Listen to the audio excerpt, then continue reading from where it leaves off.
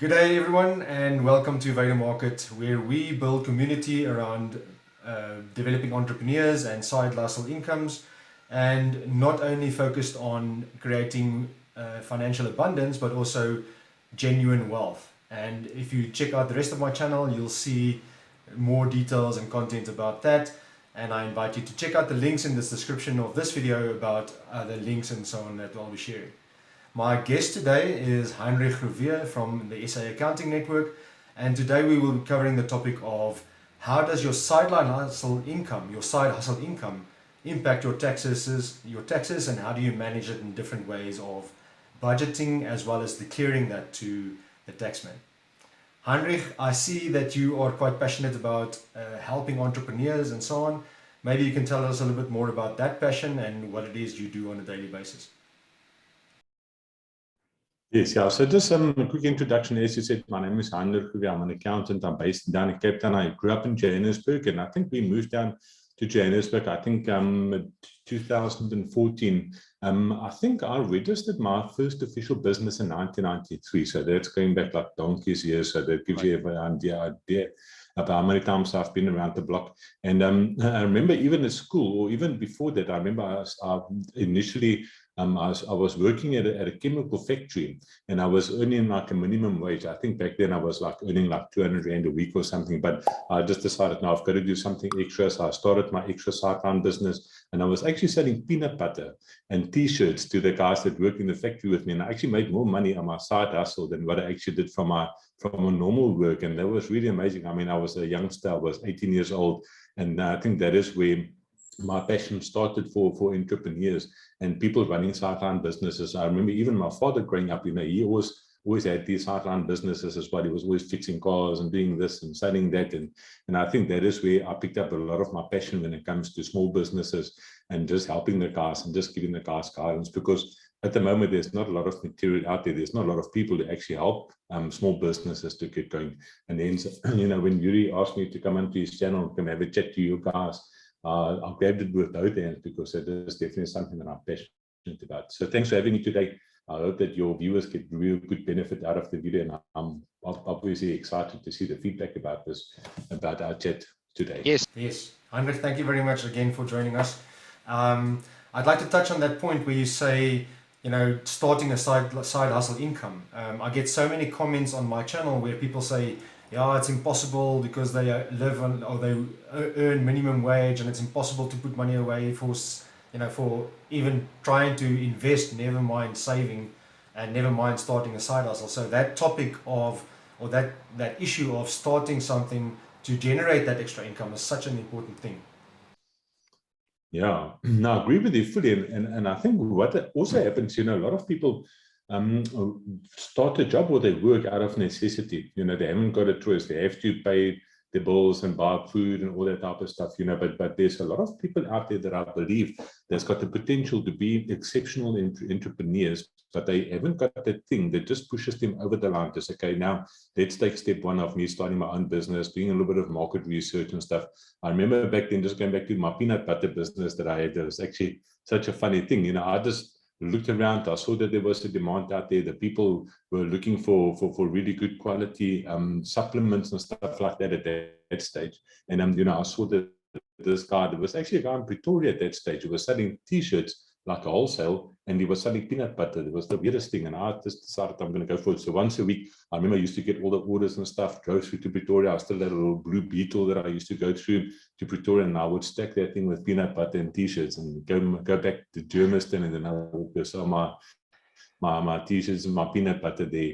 And it's a pastime, I hustle, and like I said, I made money. And I think the thing is, you've got to start somewhere, and even if you look at some of the youngsters, we obviously at the accounting firm, we see many different things over the years. And I remember there was a young couple that came to see me. I think at that stage, they were maybe, I think about 18 or 19 years old. And they, after school, they couldn't find work. They didn't know what to do. So they were sitting around, and they realized, listen, but I think they were actually waitering at Spur or something at that stage. And they realized that, listen, there's a demand for something specific. So what these guys did is they actually started a business where they cleaned dustbins for restaurants. And because obviously the municipality only comes past once a week, and they come and just do empty the dustbins and then they leave. So they decided to start a service where they come and clean the dustbins every second day. They would sanitize around the dustbins and all this stuff. So when they came to see me, I think they were maybe 19 or 20 years old, and I think at that stage they were doing like 80,000 in a month turnover, these two kids. Oh, wow. And you know, just from just seeing that small little thing, you know, in the market, something that somebody didn't see, Right. and they just went for it and they started with it, you know. So I think, yeah, getting back to the point, the short answer, I think a lot of people are stuck in jobs where they have to work because they must work, but I think they've got a lot of potential to start businesses. I think a lot of people's got great businesses inside them, great business ideas, and they just need to take that first step.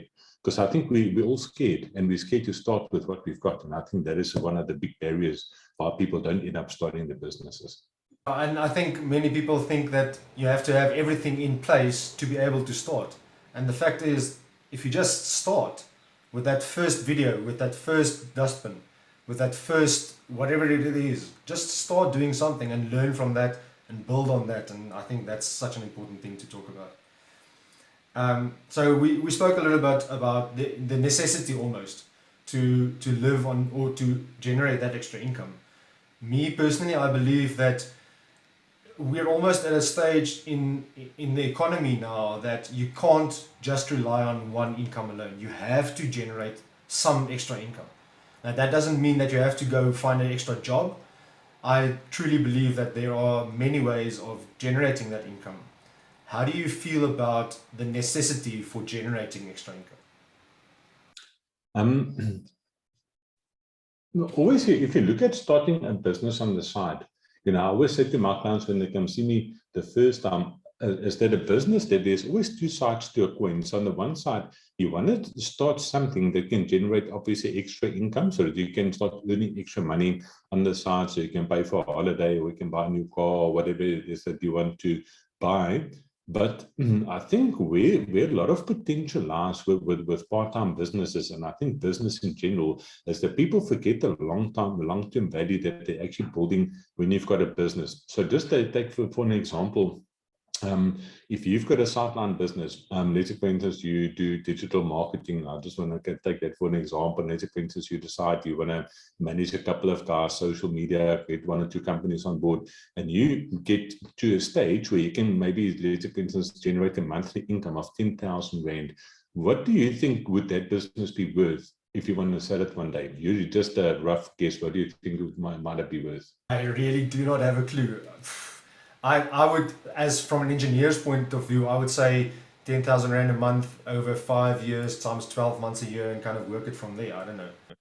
Yeah, so that wouldn't be more or less the thing. But I mean, if you had to start a business like that and you generate 10,000 Rand a month profit, there's a lot of different formulas. Normally, if you sell a business, there's about 5 different formulas that they use, and they normally take the average of that. But the short version, or the easiest way to determine a value, is you can take the profit for the year. So if you're doing 10,000 Rand per month, it gives you 120,000.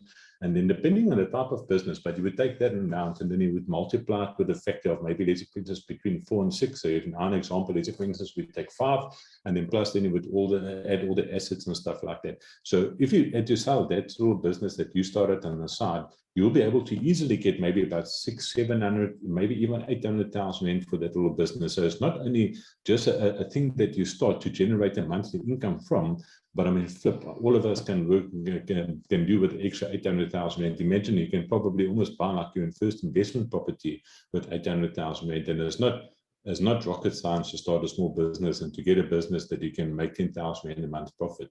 And I mean, if you can do it, I mean, like I say, you can put 800,000 Rand in the bag, in your back pocket. I remember quite recently, I helped a guy start a business, and I think he was maybe trading for about 2.5 years, and they decided that they want to get out of it. It wasn't a massive business, and they sold it for 1.7 million Rand.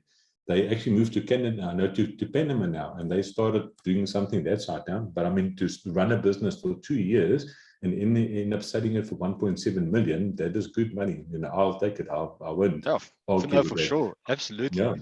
But then you're talking about actually building an asset, right, and not just generating extra income. That's the thing, and that's I think the part that people miss. When they start a business, they think, no, I'm only working to generate the extra income. But the thing is that you're actually busy building an asset, while you're busy generating an income. So you win both ways. You must just make sure that if you start your business, that you do it the right way, because if you do it the wrong way, then that same business, in our example, let's say, for instance, we talk about 800,000 Rand, if that business isn't structured correctly and you haven't got proper things in place, proper record keeping and stuff, then you're shooting yourself in the foot. If you're lucky, then you might be able to get 300,000 for the business, just because the way that the business is structured, So I think that is something that we're going to chat about just now, as well as like proper record keeping, why it's important and stuff like that. So I think we must do it. There's no better time to start than now. So if there's people out there watching thinking, should I or shouldn't I, my recommendation is just start. Don't wait. You must do it. Don't let your passion die.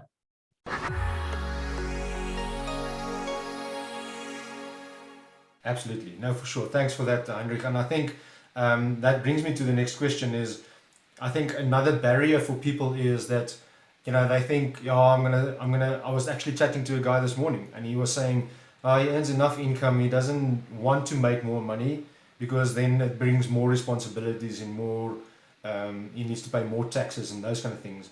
So I think the next question I want to ask is, you have a full-time income. Now you start generating extra income. And at this stage, you haven't necessarily registered the business, or you haven't even thought about the structure of the business and any of those kind of things. As let's say it's 500 Rand a month to begin with. How do you declare that income, and how do you think about structuring that in the future?